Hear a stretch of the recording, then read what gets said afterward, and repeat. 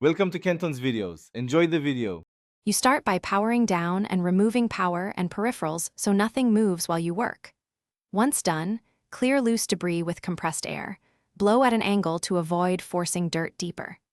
Next, flip the device open and shine light along the keyboard. Seem to inspect the ribbon cable near the hinge.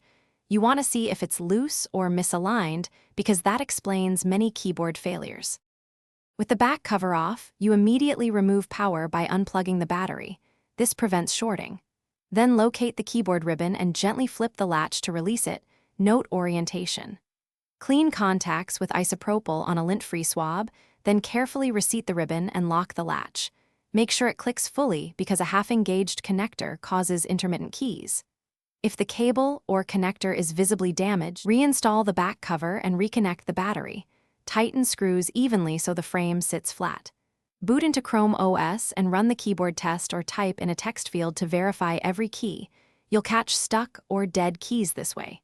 If some keys still fail, try a known good external USB or Bluetooth keyboard to isolate the problem. If the external works but internal doesn't, replace the keyboard assembly or inspect motherboard flex and traces. Thanks for watching. Consider subscribing if we helped you.